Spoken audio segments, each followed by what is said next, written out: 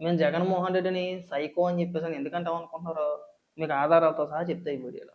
సాధారణంగా మనం మనిషి అన్నవాడు ఎవడైనా సరే, ఎక్కడైనా ఏదైనా ఒక ప్రమాదం జరిగితే, ఆ ప్రమాదంలో ఎవరైనా గాయపడినా, లేదంటే ఆ ప్రమాదంలో ఎవరైనా చనిపోయినా, మనిషి అన్నవాడు ఎవడైనా సరే ఎవరిని పరామర్శిస్తాడండి?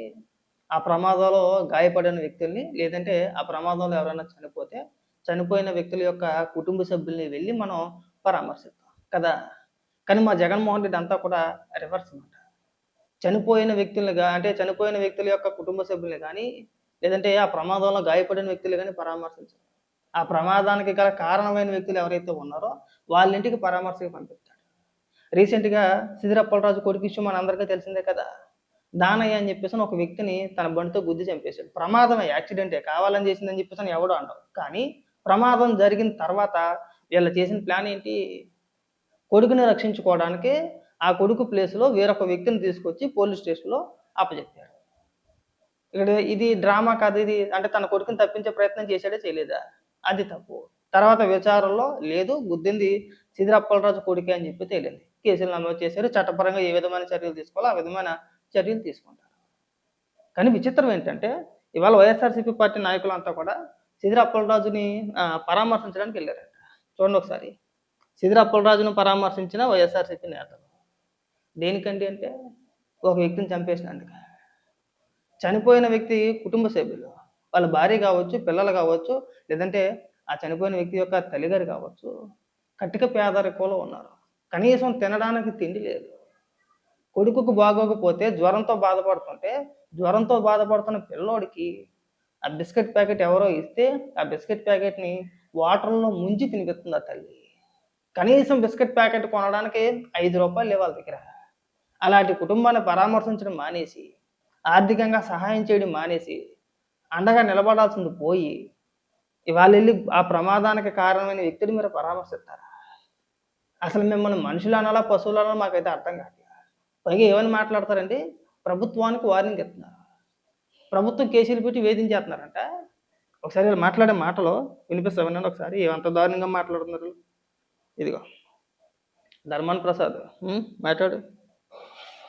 ఇలాంటి దీనికి భయపడిపోయి అప్పలరాజు పారిపోతాడు అనుకుంటున్నారా? కరెక్ట్ కాదని మనం చూస్తాం. ఒక పిల్లల భవిష్యత్తుని పాడు చేశారని సభ్య సమాజం అంతా మిమ్మల్ని ఆవగించుకుంటుంది. మీరు తప్పుడు కేసును ఉపసంహరించుకోవాలని మీ ముఖాన్ని నిజంగా నేను చెప్తున్నానండి. ఒకవేళ నాకు ఎప్పుడైనా కానీ కనబడితే కనుక, ఒకవేళ నేను అక్కడ కానీ ఉంటే కనుక కాండ్రించి మీ ముఖం చూసిద్దునండి. నిజంగా చెప్తున్నాను. పిల్లాడి భవిష్యత్తా నలుగురిని అనాథం చేశారు అక్కడ. భార్య, 2 బిడ్డలు, ఒక తల్లి, ఒక ముసలావిడ, ఒక పెద్ద ఆవిడ్ని కుటుంబానికి పెద్ద వ్యక్తి, నలుగురిని అనాథలు చేసేసారు మీరు. కుటుంబ పెద్దని చంపేసింది కాకుండా ఇవాళ ప్రజలు చూస్తున్నారని మాట్లాడతారు. సిగ్గు అనిపించట్లేదండి మీ బతికి? అంత వయసు వచ్చింది మీకు. సుదీర్ఘ కాలం పాటు రాజకీయాల్లో ఉన్నారు. ఉత్తరాంధ్రాన్ని మేము శాసించేస్తామని చెప్పేసి పెద్ద పెద్ద ప్రగల్భాలు పలుకుతారు. ఏమైపోయింది మీ రాజకీయం? ఇన్నాళ్ళ రాజకీయాల్లో ఉండి మీకున్న అనుభవం ఇదేనా? ఏంటి ఇంత దారుణంగా మాట్లాడతారా? ఏం చేశారండి మీరు? ఇవాళ వెళ్ళి ప్రభుత్వానికి వార్నింగ్లు ఇచ్చేస్తున్నారు కదా మీరు. ఆ బాధిత కుటుంబాన్ని వెళ్ళి పరామర్శించారా?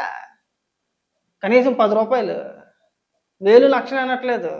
కనీసం వెళ్ళి ఎంతో కొంత చేతిలో పెట్టి ఏదోనమ్మా జరిగింది ఏదో జరిగింది, అనుకోని సంఘటన, ప్రమాదం మన చేతుల్లో లేనిది, దానికి మేము కూడా బాధపడుతున్నాం. ఇగో మీ కుటుంబానికి అన్ని రకాలుగా మేము అండగా ఉంటాం, ఆర్థిక సహాయం చేస్తాం, పిల్లల పేరున ఎంతో కొంత వేస్తాం, అవసరం మీకు ఇల్లు కట్టిస్తాం ఎంతో కొంత. అప్పలద్దరు ఏమి లేదా?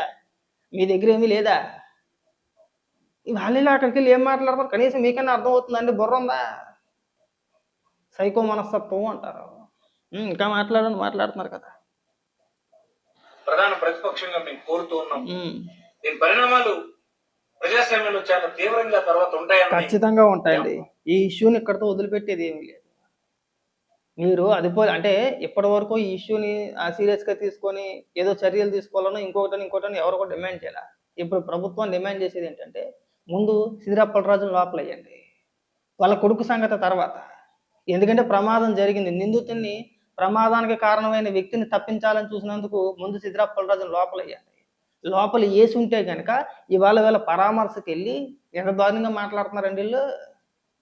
ప్రజలందరూ చూస్తున్నారు. మనిషి పోతే బాధ లేదంట, కేసు పెడితే బాధ అంట. మరి మిమ్మల్ని సైకోలు అనొద్దా వద్దా? సైకోలు అనాలా వద్దా? ఏం దారుణం అండి. ఒకసారి మీకు మరొకసారి ఆ కుటుంబ పరిస్థితి ఒకసారి మీకు చూపించే ప్రయత్నం చేస్తా. అంటే ఎంత దయనీయమైన పరిస్థితుల్లో వాళ్ళు ఉన్నారో ఒకసారి చూడండి. ఇదిగో చూడండి ఒకసారి. కనబడుతుందా? నీళ్ళల్లో ముంచుతుంది బిస్కెట్ ప్యాకెట్. మరి నీళ్ళతో పెడుతున్నావా జ్వరంతో ఉన్న పిల్లాడికి? అదిగో. చేస్తున్న పరిస్థితి అసలు వేస్తాడు మా ఆయన మరి ఆ దిక్కు ఉంది మా ఆయన అంత కదా నాకు తెచ్చి ఇచ్చుంటే నాకు పాలలు పెట్టుంది మా ఆయన లేడు నేను ఎక్కడికి వెళ్ళేస్తాను చూసావా ఎంత అమాయకంగా మాట్లాడుతున్నారు పాపం వల్ల. మా ఆయన లేడు, నేను ఎక్కడికి తెచ్చి పెట్టను, నా దగ్గర డబ్బులు లేవు, ఆ ఉన్న బిస్కెట్ ప్యాకెట్ అయినా కానీ ఎవరో ఇచ్చారు, ఎవరో ఇస్తే ఆ నీళ్ళల్లో ముంచి పెడుతున్నాను నేను, నా దగ్గర డబ్బులు లేవని చెప్పేసి అంత దయనీయంగా ఉంటే ఆ వీడియో చూస్తుంటే మాకే కళ్ళంట నీళ్ళు తిరుగుతూ ఉంటే మీకు అసలు మానవత్వం లేకుండా సీదిరప్పలరాజుని పరామర్శించి అక్కడికి వెళ్ళి పెద్ద పెద్ద వార్నింగ్లు ఇస్తారండి. కనీసం సిగ్గు అనిపించట్లేదు మీ బతుకులకి. ఇది ఎక్కడ రాజకీయం అండి? కనీసం ఆ కుటుంబ సభ్యులను చూసైనా సరే మీకు కనీసం అయ్యో పాపం అనిపించట్లేదా? ఇక్కడ చూస్తుంటే మాకు బాధ కలుగుతుంది. కనీసం మీరు ఆ ప్రాంత వాసులు, మీ ప్రాంతంలో ఉన్న వ్యక్తులే ఒక కుటుంబం అన్యాయం అయిపోయింది, ఒక కుటుంబం రోడ్డు మీద పడింది, కనీసం తినడానికి తిండి లేని పరిస్థితుల్లో ఆ కుటుంబం ఉంది. కనీసం జబ్బు చేసినా బాగోకపోయినా పిల్లలకు బాగోకపోయినా చూపించుకోలేని పరిస్థితుల్లో వాళ్ళు ఉంటే ఆ కుటుంబాన్ని పరామర్శించి ఎంతో కొంత చేతిలో పెట్టి మేము ఉన్నామమ్మా ఏమీ కాదులే అని చెప్పడం మానేసి సీదిరప్పలరాజుని పరామర్శించి ప్రభుత్వానికి వార్నింగ్లు ఇస్తారండి. మిమ్మల్ని మనుషులు అనాలా పశువులు అనాలా? నా దృష్టిలో అయితే మీరు మనుషులకైతే పశువులు. పశువులకైనా సరే ఇది ఉంటుంది, వాటికి వాటి జాతి పని ఎవరైనా చనిపోతే వాటికి పాపం అవి కూడా బాధపడతాయి. మీరు పశువుల కంటే హీనం. మిమ్మల్ని పశువులతో కూడా పోల్చకూడదు. నేను జగన్మోహన్ రెడ్డి గారిని కూడా అడుగుతున్నా, ఇదేనా మీ సంస్కారం అసలు? ఎక్కడైనా ఎవరైనా చనిపోతే ఆ కుటుంబ సభ్యులు వెళ్ళి పరామర్శించాలి కానీ దానికి కారణమైన వ్యక్తులు పరామర్శించకూడదండి. మీరు ప్రతి సందర్భంలోనూ ఇంతే. మొన్న అంతే ఏదో చిన్నపిల్లడు తెలుసో తెలియకో రేపులు చేసేయని మాట్లాడారు మీరు. అలాంటి వ్యక్తులు మీరు. ఈ దిక్మాల రాజకీయాలు మానేయండి. అంటే ఏంటి? దీని గురించి ఎవరో చర్చించుకోవట్లేదు, ఇప్పుడు వెళ్ళి మన సింపతి డ్రామాలు ఆడేద్దామని చెప్పేసి అంటే డ్రామాలా? అంటే ప్రజలు ఎవరో చూడట్లేదని చెప్పేసి అనుకుంటున్నారా అండి? అసలు ఎందుకు పరామర్శకు పంపించారు మాకు అర్థం కావట్లేదు. ఆ సీదిరప్పలరాజుని కూడా నేను అడుగుతున్నా, నీకు నిజంగా సిగ్గు శరం ఉంటే నీ కొడుకు చేసిన తప్పుకి నలుగురు బలైపోయారు అక్కడ. నలుగురు భార్య, 2 పిల్లలు, ఒక తల్లి, నలుగురు జీవితాలు రోడ్డు మీద పడ్డాయి. నువ్వు ఒక మాజీ శాసనసభ్యుడివి, మంత్రిగా చేసావు, ఆర్థికంగా ఎంతో కొంత మంచి పొజిషన్లో ఉన్న వ్యక్తివే. నువ్వు తలుచుకుంటే ఆ కుటుంబాన్ని ఆర్థికంగా ఆర్థికంగా సహాయం చేసి వాళ్ళని బలపరచడం 5 నిమిషాల పని. 5 నిమిషాలు ఇవి ఒక 10 లక్షల రూపాయలు ఇవి, ఒక 10 లక్షలు 5 లక్షల రూపాయలు ఇవి. ఎంతో కొంత మనిషిని ఎలాగ తీసుకురాలం మనం? కనీసం ఆ చనిపోయిన వ్యక్తిని మనం ఎలాగ తీసుకురాలం? కనీసం ఆర్థికంగా ఎంతో కొంత చేసుకుంటే ఇంత ఇష్యూ ఉంటుంది కదా.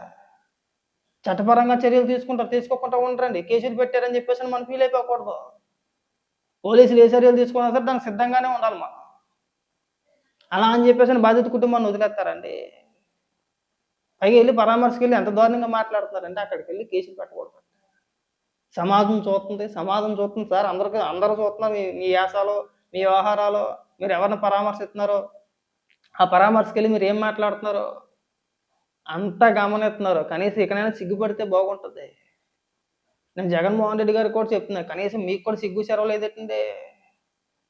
ఇవాళ పొలవమని చెప్పేసి కట్టకట్టుకొని వైసీపీ నాయకులు అందరినీ కూడా సీదిరప్పలరాజు ఇంటికి పంపిస్తారా? పరామర్శించరండి, ఆయన కొడుకు ఎలా ఉన్నాడో చూడండి, బండేసుకెళ్ళి గుద్దేశాడు, పోతే పోయేళ్ళు ఒక మనిషి, వీడికి ఏమైనా గీతలు పడ్డాయి లేదు చూడండి అని చెప్పేసి అని వీళ్ళ ఇంటికి పంపిస్తారా?